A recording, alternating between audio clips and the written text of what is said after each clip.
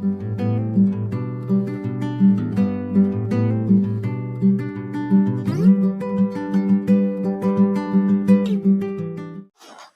यीशु मसीह के नाम से सबको जय मसीह की। आज इस नया साल में परमेश्वर के वचन को फिर से मनन करने में प्रभु ने हमें मदद किया। 2022 परमेश्वर हमारा जिंदगी में दिया, इसलिए मैं प्रभु का धन्यवाद करता हूँ। पिछले सप्ताह में हम प्रकाशित वाक्य और उसका पहले अध्याय 4 और 5वां आयत हम देखे आ रहे थे। वहां पर हम 7 कलीसिया के बारे में देखा। प्रकाशित वाक्य का पुस्तक जो है 7 कलीसिया, यहाँ पर देखिए आप जब शुरुआत करते 7 कलीसिया, 7 आत्माएं, फिर आगे जाके 12 आयत में जब हम देखेंगे वहां पर 7 सोने के दीपट, वहां पर 7 सोने के दीपट को हम देख सकते हैं। उसका बाद में हम 7 और भी 7 को हम देख सकते हैं। 5वां आयत में जब आते हैं, 5वां आयत में 7 मोहरे, वहां पर हम देख सकते हैं। 5 अध्याय का पहली आयत में 7 मोहरे हम देख सकते हैं। उसका बाद में हम 8वां अध्याय में जब आते हैं, 8वां अध्याय में वहां पर उसका पढ़िए 8वां अध्याय और उसका दूसरी आयत। तब मैंने उन 7 स्वर्गदूतों को देखा जो परमेश्वर के सामने खड़े रहते हैं और उन्हें 7 तुरहियां दी गई। 7 स्वर्गदूत, 7 तुरहियां, और फिर 15 अध्याय में जब आते हैं, 15 अध्याय में भी वहां पर भी हम देख सकते हैं 7 स्वर्गदूत और 7 विपत्तियां वहां पर देख सकते हैं 15 अध्याय में। 16 अध्याय में 7 परमेश्वर का वो प्रकोप का वो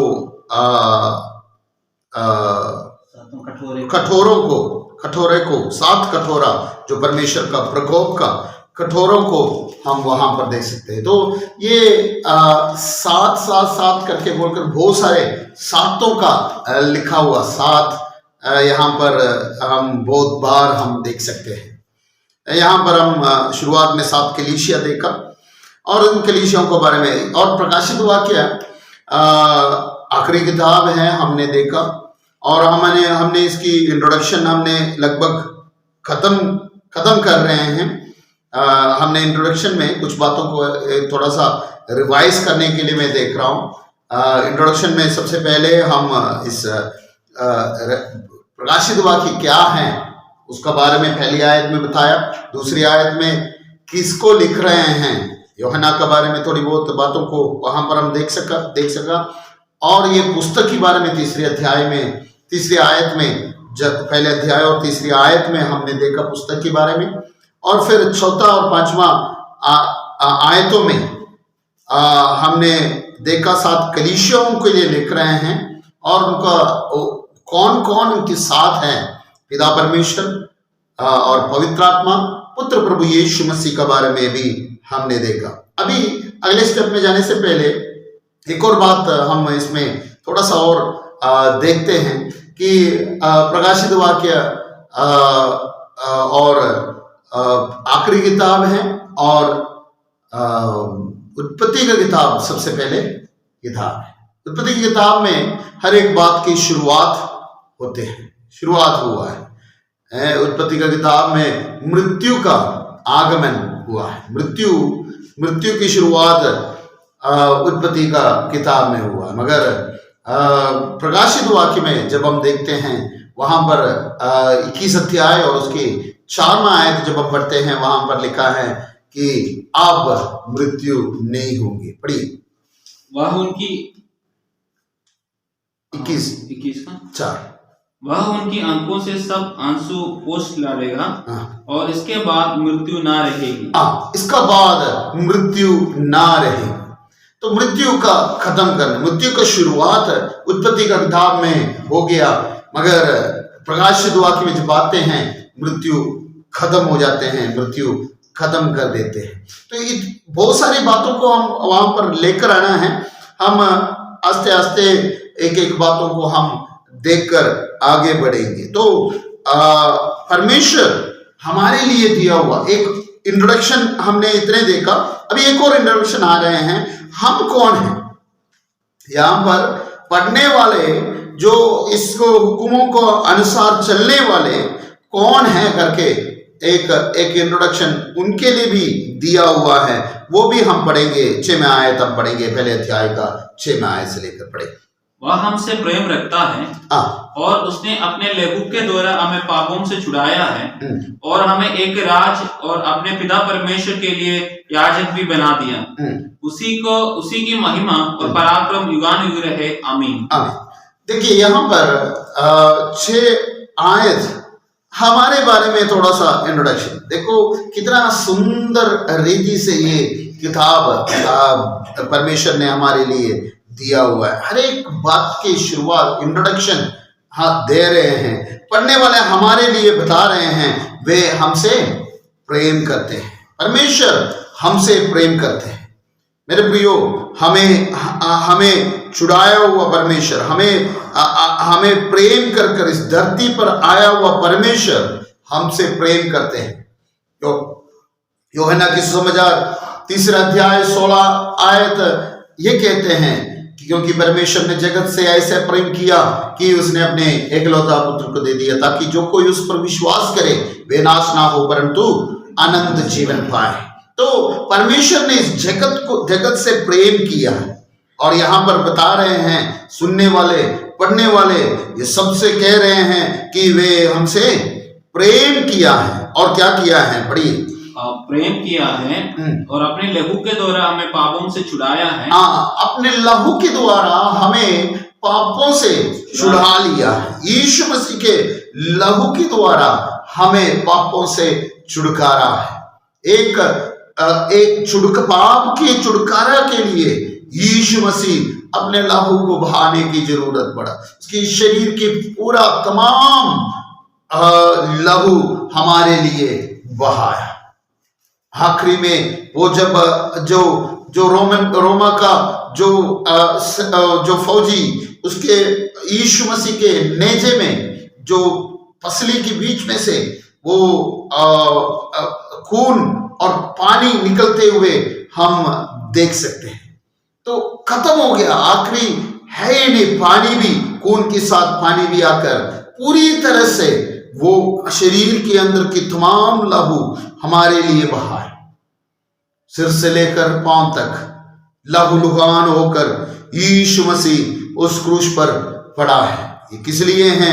मेरे और आपके पापों के लिए है, पापों का बलिदान के लिए है। यहाँ पर बता रहे हैं हमारे पापों का छुटकारा के लिए उसने लहू बहाया। उसकी लहू बहाने से, उसके लहू के द्वारा यीशु मसीह धरती पर आने का उद्देश्य हमारे लिए मरना है, हमारे लिए इस धरती पर आकर हमारे लिए अपना लहू बहाकर हमें पापों से छुड़ाना है। क्यों छुड़ाना है? अगले शब्द बता रहे हैं क्यों हमें छुड़ाना है। पढ़िए। और हमें एक राज और अपने पिता परमेश्वर के लिए याजक भी बना दिया। हमें एक राज बनाया है, हमें एक राज बनाया है। इससे पहले जब हमारे बारे में सोचते हैं, इस दुनिया के बाकी यहूदियों को अलावा बाकी लोगों का बारे में जब सोचते हैं, उनका कोई राज नहीं है, उनका राज नहीं कहलाया जाता है। एफेसियों का 2 अध्याय और उसके 11 आयत से लेकर जब हम पढ़ते हैं, एफेसियों का 2 अध्याय और उसके 11 आयत से लेकर जब हम पढ़ते हैं, वहां पर इस दुनिया के बाकी लोगों का स्थिति के बारे में वहां पर लिखा है। पढ़िए। इस कारण स्मरण करो कि तुम जो शारीरिक रीति से अन्य जाति हो और जो लोग शरीर में हाथ के किया हुए कतने से कतने वाले कहलाते हैं, वे तुमको कतना रहित कहते हैं। वे तुमको, अभी देखो कौन? यहूदी लोग हाथ से खतना किया हुआ, खतना करने हुआ, खतना वाले लोग हमें क्या कहते हैं? खतना रहित कहते हैं। तुम लोग उस समय मसीह में से अलग और इस्राएल की प्रजा के पद तुम लोग उस समय मसीह से अलग, यीशु मसीह से, मसीहा से अलग हैं और इस्राएल की प्रजा के पद से अलग किया हुआ है। इस्राएल का प्रजा का पद से अलग किया गया है और प्रतिज्ञा की वाचाओं को भागी ना दे, प्रतिज्ञा की वाचा का भागी नहीं है, और आशाहीन और जगत में ईश्वर रहित थे। आशाहीन है, जगत में ईश्वर रहित थे। यहां पर देखना है जो हम किस अवस्था में था, परमेश्वर की नजरिया में हमारे अवस्था को बता रहे हैं। यहां पर हम राज का कोई भाग है ही नहीं, परंतु परमेश्वर ने, यीशु मसीह ने अपने देह की कुर्बानी के द्वारा हमें राज बना दिया है, हमें भी राज बना दिया। और क्या किया है? पिता परमेश्वर के लिए, सेवा के लिए याजक भी बनाया है। हम राज, हमारा एक राज भी है और साथ में परमेश्वर के लिए याजक है, यानी परमेश्वर की सेवा के लिए हमें रखा है। कितना सुंदर बात है कि हम परमेश्वर की सेवा कर सके। ये एक बहुत हसीन बातें हैं जो परमेश्वर हमें उसकी सेवकाई के लिए हमें रखा है। परमेश्वर की सेवकाई हमारे लिए बहुत मायने रखते हैं। एक आयत हम पढ़ेंगे, कुरिन्थियों की दूसरी पत्री 4 अध्याय और उसकी पहली आयत हम पढ़ेंगे। कुरिन्थियों की दूसरी पत्री 4 अध्याय और उसकी पहली आयत। इसलिए जब हम पर ऐसी दया हुई कि हमें एक सेवा मिली। देखो यहाँ पर संत पौलुस कह रहे हैं, इसलिए कि हम पर ऐसे दया हुई है कि हमें ये सेवा मिली। ये परमेश्वर को सेवा करना करके बोला है तो आम बात नहीं है, ये परमेश्वर से दया मिलने की जरूरत है। परमेश्वर में आने के लिए हमने देखा उसके लिए भी दया की जरूरत है। जब वो पिछले सेशन में हमने ये बातों को देखा है कि यीशु मसीह में आने के लिए उसकी दया, यीशु मसीह की इस कुर्बानी का अंग बनने के लिए, भागीदारी होने के लिए हमें उसकी, परमेश्वर की दया की जरूरत है, दया की जरूरत है। अब संत पौलुस कह रहे हैं कि ये सेवकाई इसलिए मिला है, उसकी दया की वजह से है। परमेश्वर की दया के बगैर हमें उसकी सेवकाई नहीं मिलते हैं, वो हम नहीं सेवा कर सकते हैं। परमेश्वर के दया के बगैर परमेश्वर की सेवकाई नहीं कर सकते हैं। ये जब हम ऐसे बात बताते हैं तो हमारे मन के अंदर आएंगे ये क्या बोल रहे हैं। मानो आपके घर में आपके काम करने के लिए आपकी इजाजत के बिना कोई और आकर काम कर पाएगा? नहीं कर सकते हैं। बड़े बड़े लोग अपने घर में काम काज करने के लिए अपने पीए रखते हैं, बहुत सारे लोगों को रखते हैं, सेक्रेटरियों को रखते हैं। ये सब रखते समय वो अपने इजाजत से, मेरे को ये बंदा चाहिए, ये व्यक्ति चाहिए, इस तरह से बोलकर अपनी इजाजत से रखते हैं। ऐसे इंसान ऐसे करते हैं तो परमेश्वर हम पर दया किया है मेरे प्रियो, इसलिए आज हम उसकी परमेश्वर की सेवा कर पाया है। और परमेश्वर ने, यीशु ने अपने लहू के द्वारा शुद्ध कर पापों से शुद्ध कर हमें इस सेवकाई में रखा है। कहीं सेवकाई काम करने के लिए भी जाओ तो उनका ड्रेस कोड है। आप स्कूल में नौकरी, आपको स्कूल में नौकरी मिला है तो किसी स्कूल में नौकरी मिले तो टीचर है तो क्या करेगा वो टीचर का यूनिफॉर्म है, उस यूनिफॉर्म में आने पड़ेगा। प्यून है तो प्यून का यूनिफॉर्म है। गवर्नमेंट जो बसों में चला गया तो गवर्नमेंट बस के ड्राइवर को, कंडक्टर को यूनिफॉर्म है। तो ये यूनिफॉर्म के बगैर वो अंदर नहीं आ सकते, वो काम नहीं कर सकते। इसी तरह से यीशु मसीह ने, परमेश्वर का एक ही एक यूनिफॉर्म है, वो है पवित्रदायी। मैं और आप पाप में भरे हुए, पाप की दलदल में, पाप की कीच में हम डूब रहे थे, कीचड़ में हम डूब रहे थे। यीशु ने अपने लहू के द्वारा हमें धोकर उस चट्टान पर रखा और हमें खड़ा कर दिया है। यीशु मसीह ने अपने हाथों से हमें उठा लिया और अपने लहू के द्वारा शुद्ध कर कर उसकी सेवकाई के लिए हमें ठहराया है। कितना सुंदर बात है, परमेश्वर ने हमें उसके परमेश्वर की उनकी सेवकाई के लिए हमें रखा है। पतरस, प्रेरित पतरस भी इस बातों में एक शब्द कहते हैं, उसके पतरस की पहली पत्री 2 अध्याय और उसका 9 आयत से लेकर हम पढ़ेंगे। पतरस की पहली पत्री 2 अध्याय और उसकी 9 आयत से लेकर पढ़ी। पर तुम एक चुना हुआ वंश, पर तुम एक चुना हुआ वंश है और राजपदधारी है, याजकों का समाज, याजकों का समाज है, पवित्र लोग हैं, और परमेश्वर की निज प्रजा, और परमेश्वर की निज प्रजा है। देखिए परमेश्वर हमें क्या क्या क्वालिटीज हमारे अंदर भरा हुआ है। तुम बुलाए हुए हैं, चुने हुए हैं, हमें चुन लिया है, परमेश्वर ने चुन लिया ताकि हम परमेश्वर का सेवकाई कर सके।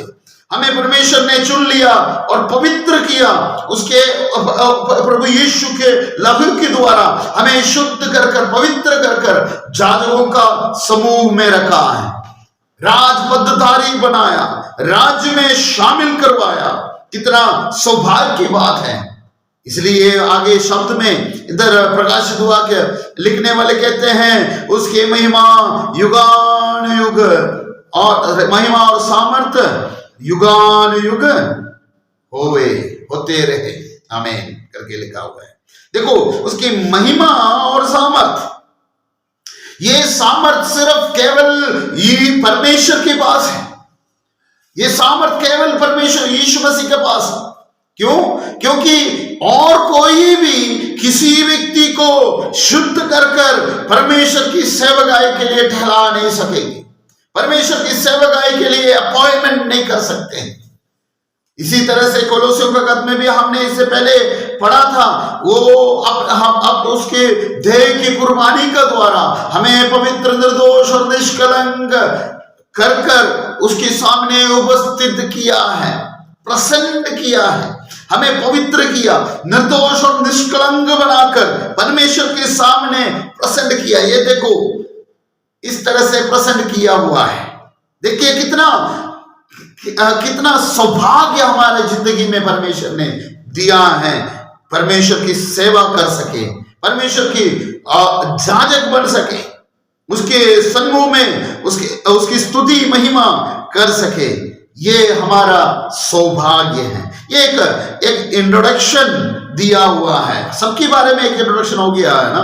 पहले हमने बुक क्या है, ये रेवलेशन क्या है हमने देखा, यूहन्ना के बारे में देखा और पुस्तक के बारे में फिर हमने देखा, और उसके बाद में पिता पुत्र पवित्र आत्मा के बारे में देखा, और हमारे बारे में भी हमने देख लिया। तो 7वां आयत में हम जाएंगे, 7वां आयत भी हम देखकर आगे बढ़ेंगे। पढ़िए। देखो वह बादलों के साथ आने वाला है और हर एक आंख उसे देखेगी, वरन जिन्होंने उसे भेदा था वे भी उसे देखेंगे, और पृथ्वी के सारे कुल उसके कारण छाती पीटेंगे।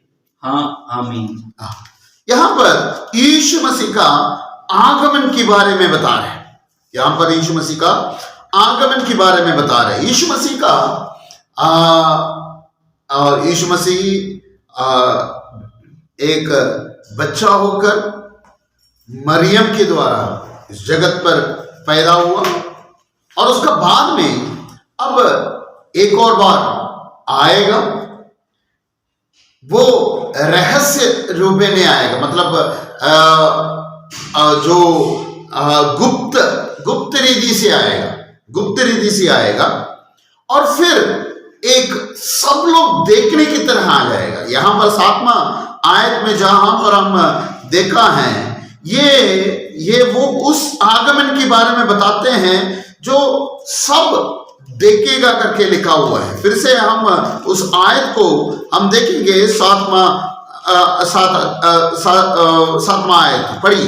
देखो हाँ। वह बादलों के साथ आने वाला है और हर एक आंख उसे देखेगी, परंतु जिन्होंने उसे भेदा था वे भी उसे देखेंगे और पृथ्वी के सारे कुल उसके कारण छाती पीटेंगे। हाँ आमीन। आमीन। देखिए यहाँ पर क्या बता रहे हैं, वो आएगा और हर एक वो देखेगा। तो यीशु मसीह का कौन सी आगमन के बारे में बता रहे हैं? जो विश्वासी लोग, जो प्रभु यीशु में विश्वास कर उनके लहू के द्वारा शुद्ध होकर बैठा हुआ लोगों के लिए, लोगों का आगमन के बारे में नहीं बता रही है। ये वो आगमन है जो वो उसकी महिमा के साथ जो आने वाला उस आगमन है, सब देखने वाले आगमन है। एक आयत हम पढ़ेंगे एफेसु प्रकाशित वाक्य में 3 अध्याय और उसका 3 आयत हम पढ़ेंगे। इसलिए स्मरण कर कि तूने कैसी शिक्षा प्राप्त की और सुनी थी और उसमें बना रह और मन फिरा। यदि तू जागृत ना रहेगा तो मैं चोर के समान आ जाऊंगा। यहाँ पर यीशु मसीह के आगमन के बारे में बताते हैं। यीशु मसीह चोर के समान आएगा करके बोलते हैं। चोर के समान उनके लिए आएगा जो जागृत नहीं है, यानी जो इंतजार करते हैं, जागृत हैं, उनके लिए चोर के समान नहीं। हर एक आंखें नहीं देखेंगे। तब दो टाइप का लोग हम यहां पर देख सकते हैं। 3 अध्याय 3 आयत में वहां पर क्या बता रहे हैं, मैं चोर के समान आएंगे। चोर के समान चोर को कोई देखेगा?